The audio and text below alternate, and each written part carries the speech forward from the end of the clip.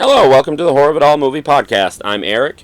In advance, sorry about the glare. I tried to do whatever I could. I'm in the same room as my last video. So yeah. This time I'm going to be finally doing another What I've Been Watching. I got a bunch of releases to go through. Before I do, I figured I'd mention I'd go to my Letterboxd, and there was a couple of documentaries that I have watched. One being Thank You and Good Night, the Bon Jovi documentary on Hulu. It's basically more like a mini-series documentary, but if you're a fan of documentaries or music documentaries, then you might like it. If you're a fan of Bon Jovi, you might like it, things like that. But yeah, nothing too out of the ordinary. It was much more in depth, of course, because of how long it was. So that was good. The other documentary, I believe, is on Netflix, but as I told my buddy, because he said it's on Netflix after I showed him that I bought it, and I said, I don't care. Because, sorry, I just had a little bit more plastic on it. Because I know I'm going to watch it a bunch of times. I'm a massive fan of his. Hey, I could block it that way a little bit. Remembering Gene Wilder, one of the greatest documentaries I've ever seen in my life. Mel Brooks says, I love this film. It's a warm and wonderful tribute to my dear friend Gene. Don't miss it. It's absolutely amazing. And there are additional interviews and special features. Kino put this out, but Remembering Gene Wilder, I can't recommend it enough, especially if you're a fan of his. I've been a fan of his most of my life. My favorite stuff is what with him and Richard Pryor. Silver Streak, Stir Crazy, probably might be my favorite, but See No Evil, Hear No Evil, and Another You, which I think is highly underrated. But of course, the big ones that people would know him for, like Willy Wonka and, Blazing Saddles isn't as big, but I did rewatch that recently, and I always love going back to it because it's definitely different today. So, like, that's way in the past. That's the old West. But meaning that that movie couldn't have been made today, so to speak. But people say that, and then people figure it out. But whatever. Anyway, that's not what I'm here to talk about. It's just it's about his life, his films, just reliving through that. He was just an amazing soul, and he is sorely missed. Remembering Gene Wilder. I'm just gonna skim through these because I didn't really. Just grab something. I watched this recently. So eager to watch it. I don't know why it took me so long, but having, so many movies and life and everything. I'm talking about Eight Eyes. Vinegar Syndrome's first, I can't remember how it was said, but basically produced movie. They were part of it and everything. It is directed by Austin Jennings, who does The Last Drive-In. He directs and edits and stuff. But I personally thought Eight Eyes was absolutely amazing. Huge, obviously influenced by 70s horror. It's a really weird, it's really violent, but a lot of fucking fun. This is the VSP. I'm sorry if I said VSL. I didn't mean that. But Vinegar Syndrome Pictures. I know I don't have to show off this whole thing, but it is what it says it is, being like an homage, so to speak. What do they say? The feature film directing debut by Austin Jennings. Eight Eyes fuses paranoid thriller through late period. I always get the glare. Through late period, of course, without the glare.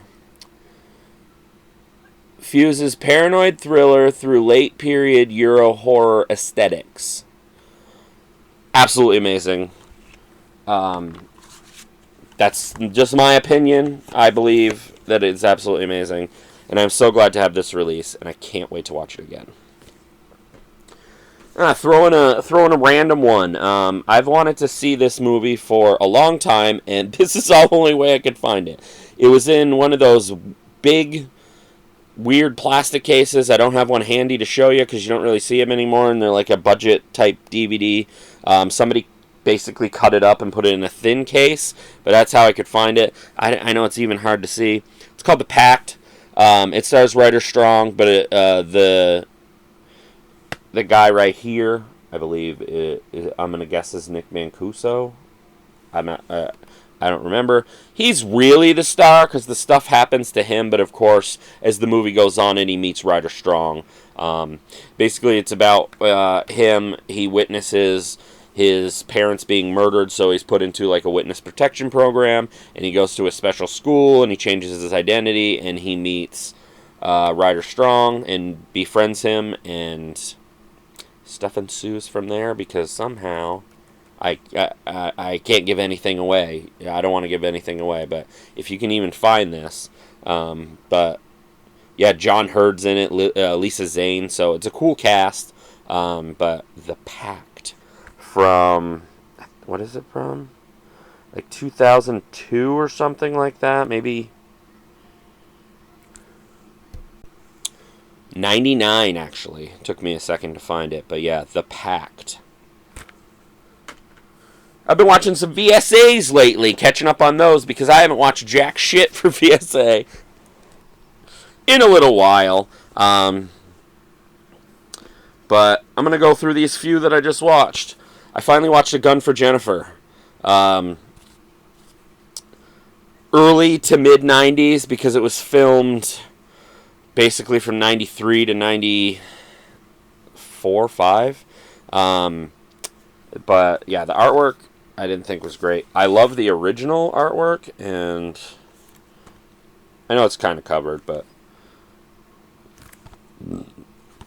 the effects are great. A lot of people in the movie, this is all they did, but it's basically shot almost entirely on location in Manhattan in the early 90s. Providing a snapshot of gritty and grimy New York long since disappeared. A Gun for Jennifer. Let's see. Brutal and bloody female revenge anthem in the tradition of Miss 45 and I Spit on Your Grave. Essentially, that is what it is. I will say there's a couple characters that have their moments of, like, I don't know, a little bit of annoyance for me, but other than that, I thought it was pretty good. I'm glad I finally watched it. It's definitely top 5, or maybe it's number 6 or so in my VSA order. I try to keep track of that on Letterboxd. But A Gun for Jennifer.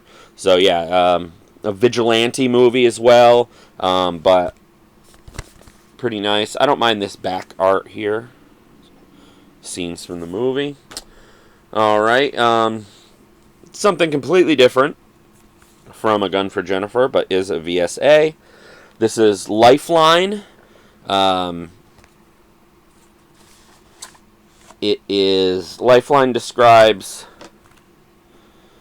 described by many as Hong Kong's answer to Backdraft. That is essentially what it is. There's a lot in here, too. This is now that VSA is doing books. I know you probably didn't see that in a poster. The first 4K, which I didn't know how I felt at first, because I'm like, VSA, 4K, doesn't seem like it's something to go together. It's a pretty decent movie, honestly. I thought the ending was pretty great. Overall, like I said, it's pretty decent. I wouldn't say it's amazing or anything, but I really did like it. And I'm over the whole 4K thing, and if they want to do more, fine. But it just threw me off at first. However, I will say this. For me personally, this feels more like, I don't know why, but it feels like something they could put out on VSL or even themselves. Like, it didn't really feel what I'm used to as VSA. But you can't really do that anymore because a lot of movies have been coming out, more of the Hong Kong stuff. So, yeah. But anyway, pretty decent firefighter movie.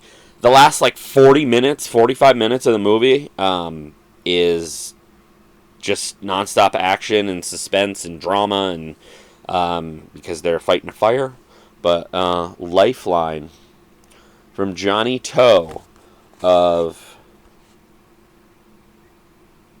the what did I say? Heroic Trio and PTU. I'm not familiar with any of his stuff. I'm not very well versed in like Hong Kong cinema. I've seen what I've seen, but they've been releasing a lot, which I'm okay with. It's not necessarily my favorite thing in the world, but I prefer VSA's more like Gun for Jennifer, but it was still a decent movie that I would have bought either way because Vinegar Syndrome put it out in one way, shape, or form. Last VSA in this pile, Ted fucking Bundy. I've seen this movie. It's from 2002. I think it's my personal favorite. It is my personal favorite. Of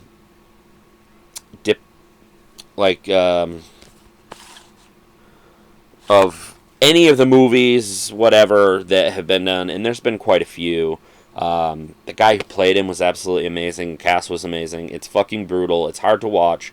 But the director, who also, Matthew Bright, I believe is his name. I sometimes get it wrong. Yep. He also directed Freeway and Freeway 2, which Vinegar Syndrome also has, which are two of my absolute favorite releases from them. I love those movies.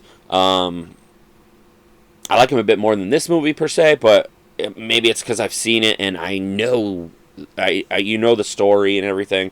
This definitely focuses on Ted Bundy himself. He wanted to go with like the facts and the things that he was convicted of, not like hearsay or this or that, for the most part. And it just focuses, it's like a POV of him. Like, no, I mean, you don't see things as he does, but you're not really focusing on, I don't know how to describe it other than it's just from his point of view. But yeah, I just watched this yesterday. I love that art.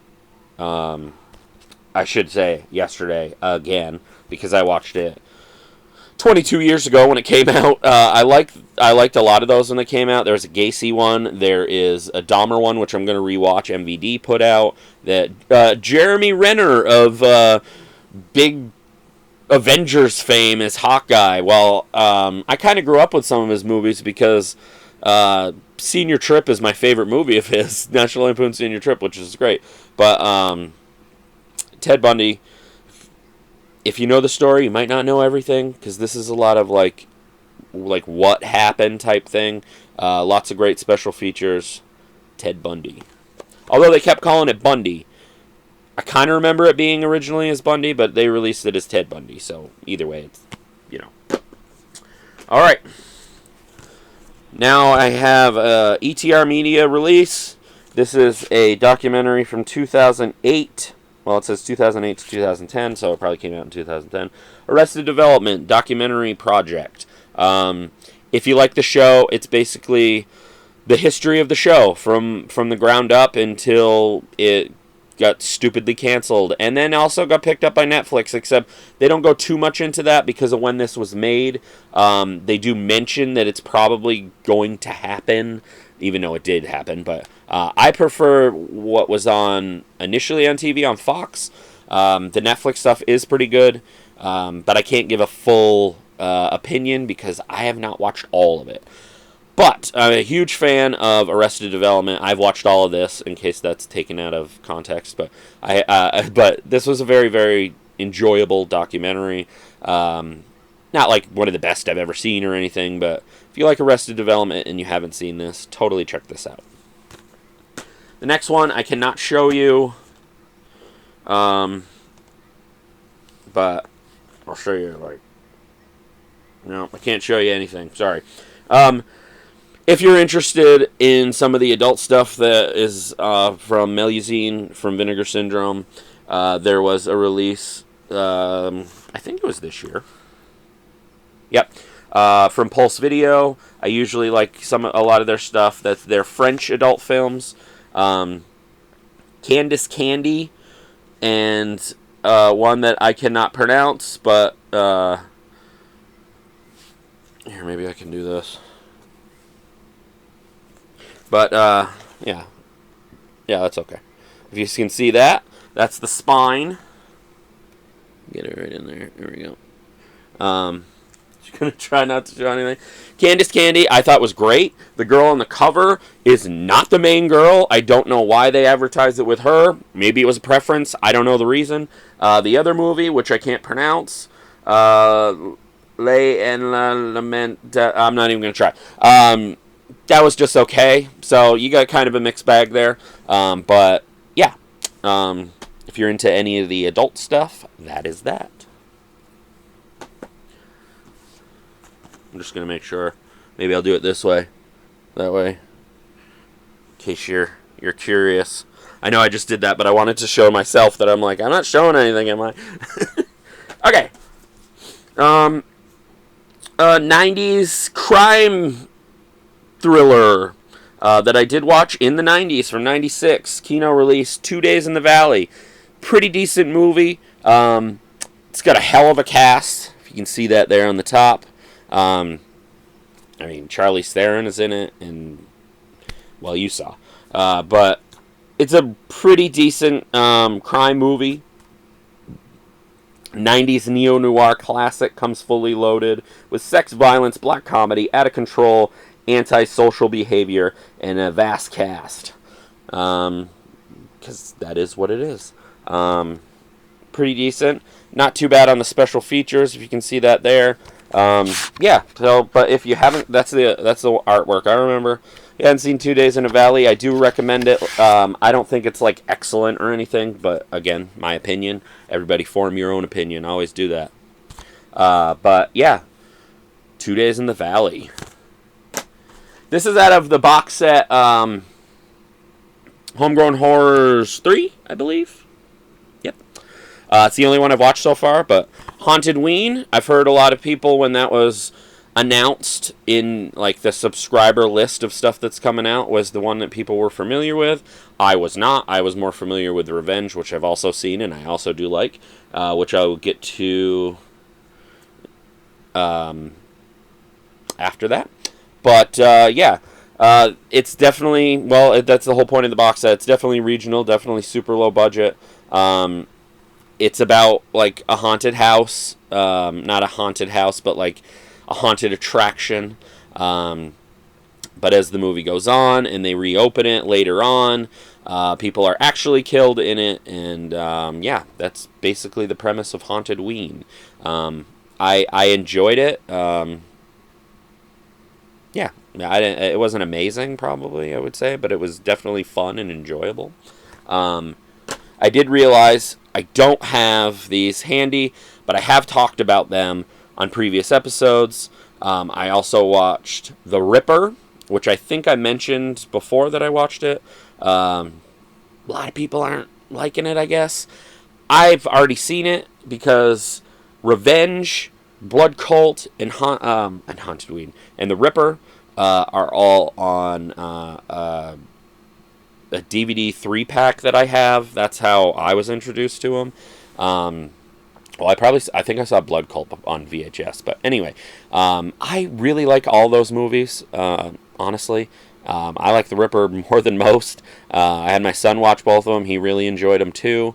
But as I said on Letterboxd, The Ripper is basically, you know what? I'm going to go to it. This is what I personally had to say about The Ripper. Like I said, I didn't have it handy. I completely I remembered as I mean, you can, yeah. But first thing to know going into this is Tom Savini. Here, I'll show you the cover real quick if I can. I don't know how well it would be from Letterboxd. That's not too bad. Back into it here. The first thing knowing going into this is Tom Savini is not the star. That's how they sold the movie. He even goes on in the special features, as I mentioned before, that it's a piece of shit. I disagree. He's not the star. He basically more or less makes a cameo at the end. But De Gausser put out a great disc.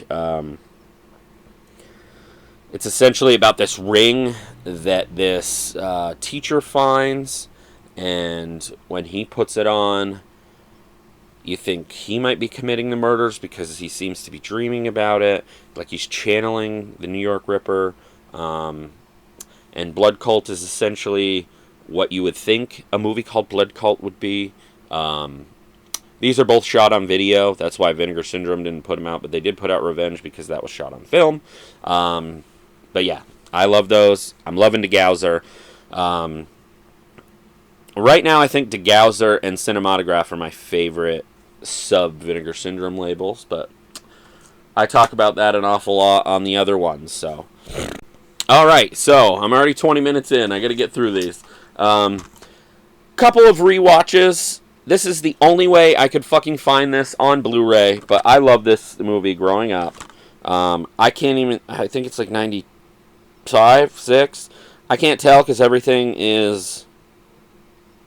This is a Japanese release of Flirting with Disaster. You can even tell by the spine. But yeah, this is the only way you can find this. I don't know what the deal is with it, because I mean it's Paramount, so it might be a Weinstein thing, but like it could be a Weinstein hangout. It's an interesting comedy, as you see, starring Ben Stiller and Patricia Arquette. Other than that, it's got a great cast. Téa Leoni is in it, Alan Alda, Mary Tyler Moore, George Segal, Lily Tomlin.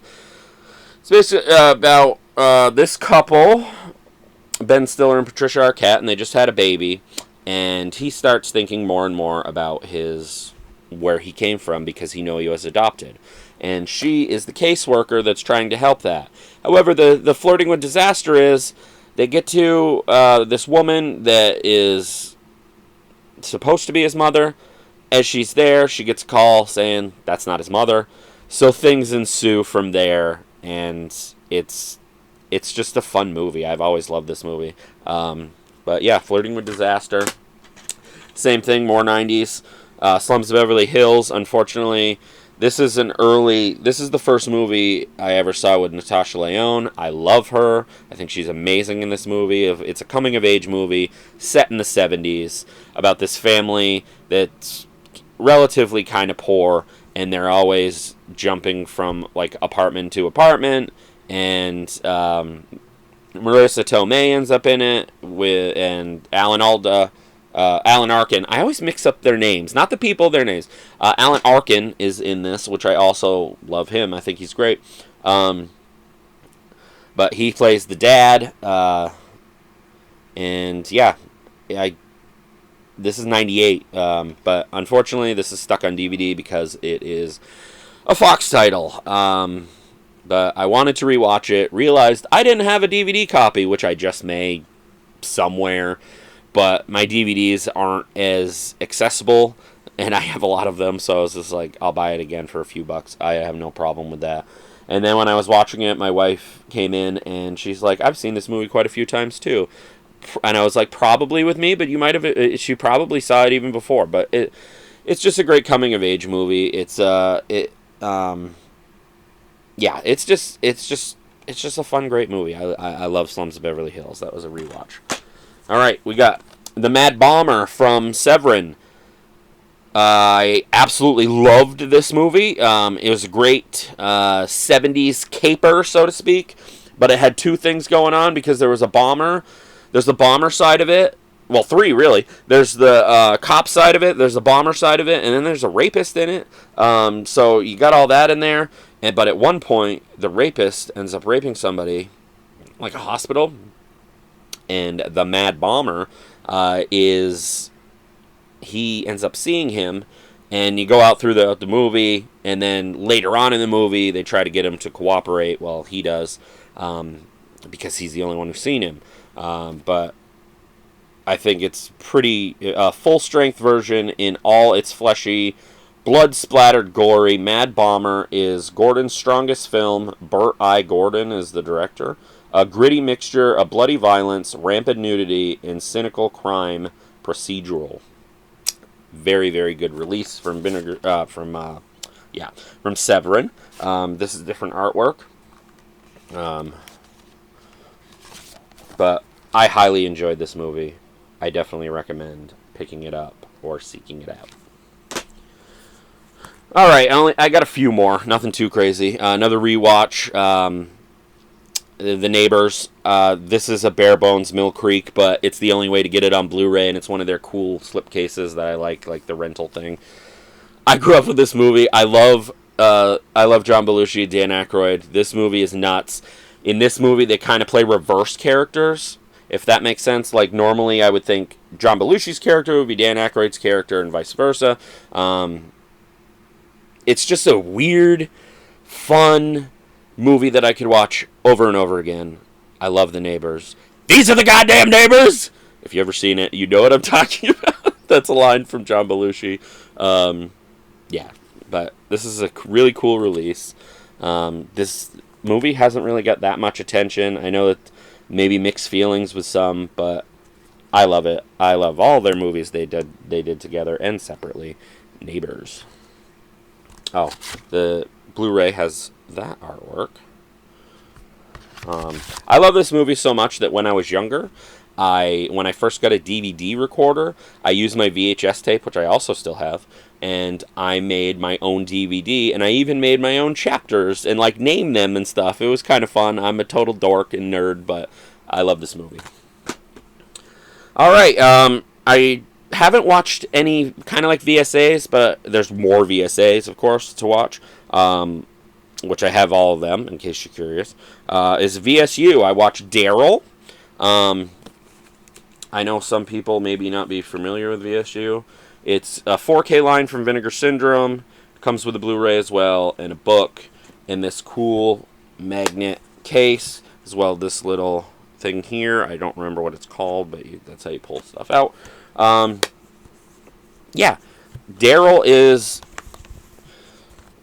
this 80s family movie, really, in a way, but Daryl is this boy that ends up having amnesia and finds this family, and they don't adopt him, but they take him in, and as time goes on, these people say that they're his parents, and they are not. And I don't know how much more I can go into it. I mean, I guess if you know anything about this movie or you read up on it, you kind of have an idea. Daryl stands for Data Analyzing Robot Youth Life Form. Because it's a very interesting concept. Daryl, the boy, the 10-year-old boy, I guess, 11, I can't remember. His whole body is a regular boy. He's growing like a regular boy and everything, although his brain is a computer. Very interesting concept. I had never seen this movie. Don't know how, but I've never even heard of it. But that happens with Vinegar Syndrome with me. I don't know. And that's one of the biggest things I love about him. But Daryl was definitely very good. And I kind of wish I did see it as a kid, because I think I would have loved it as a kid too. All right, we got 4 more here. Another Severin, Closed Circuit. This is an Italian movie that is a very interesting concept. It's these people that end up going to watch this Western in a movie theater and end up figuring out somebody dies, gets shot. They close off the theater, the police do. They've got to figure out who this is. And then as time goes on, they're like, okay, let's try to reenact this. Why would you do that? I don't know. But there's a reason that you find out later, and that's about as far as I'll go into it. I love the cover with the gun and the movie reels, but intriguing and beautifully made. You can feel the real love that makers of this film felt for the movie. An eccentric on the power of cinema. Sorry, there's so many things to read back here. But anyway, just a bit of a hidden gem, I guess. But Closed Circuit, I thought it was great. Another one I introduced to my son. He thought it was really interesting and good. Really, yeah. There's things that are like it, and yet there's things that are. It's also unique. So yeah, Closed Circuit. This one I watched last night. I have had it on a double feature Blu-ray with Tentacles, which I also rebought on 88 Films version because they had special features as well as this. Vinegar Syndrome put this out on 4K for some reason. I'm not taking anything away from it, but Reptilicus. It's a 1960s monster movie. I think it's a really cool concept. I never watched the Blu-ray that I had. This is a really cool release. The green here is all shiny and you can feel it. The slipcover is definitely interesting because there's really nothing to it. But like I said, it is a 4K. This is the original art, or one of the original arts. This does not happen in the movie, but Reptilicus. I like movies like this, but they can be... I don't want to say they're hit or miss, but there are some that I'm like, yeah. But this one had a really cool concept. I really liked it, and it was pretty bloody for that time. I mean, there are some, but yeah. Some gore effects in there. Reptilicus. 2 more, and I'll be done. Sorry. Hopefully people have enjoyed this video. Hopefully you're still here with me. The absolutely amazing release from Severin for Cemetery Man. They did this movie justice and did this massive 4K pack, also known as Della Morte Della More. We got the 4K, we got 2 Blu-rays, and the score. If you've seen Cemetery Man, then you kind of have an idea. It's kind of got that British black comedy in there. One of the best Italian horror... British, yeah. One of the best Italian horror films ever made. That is not me saying it. That is Morbidly Beautiful. A brilliantly bloody and sexy black comedy / zombie movie that truly earns its cult status. Absolutely. And I watched this, and I haven't finished all the special features because there's a ton. And then literally, like, less than a week later, Joe Bob showed it, so I watched it again. So I've watched Cemetery Man twice. Some people before the Della Morte Della More. I don't know. I like this. I like Cemetery Man. It's definitely different and goofy and just fun. I think so. Yeah. All right. The last one is also zombie related. This is The Undead. Super unique zombie movie in my opinion. Didn't like the whole random brain stuff, but you'll have that sometimes with some movies. I don't know why people, like mainstream people, think that that's just a regular thing in zombie movies, because it's not. But this is a zombie turned into sci-fi end of the world type movie. It's very interesting. I had this on DVD. I saw it in the early 2000s when it came out. Umbrella put this out. This is their first release. Took me a while to watch it again, but the only thing I hate is the undead on the spine is upside down. Don't know why that is, but it's a super weird, unique movie. It really is. But yeah, like I said, it's a zombie movie that turns into a sci-fi movie that's also a zombie movie. But I liked it. Yeah. So yeah, that's what I've been watching. There's a ton of other things that I've been watching, but I just wanted to pick some things that I decided to pick. I don't know how to say it, but I watch a lot of stuff. I probably watch like 3 times that, but those are the ones I wanted to talk about right now. The other ones will probably be randomly, some of them on a future episode. But thanks for sticking around. Please like and subscribe. Check out my other videos. It's highly appreciated. And this has been the Horror of It All Movie Podcast. I'm Eric. Until next time.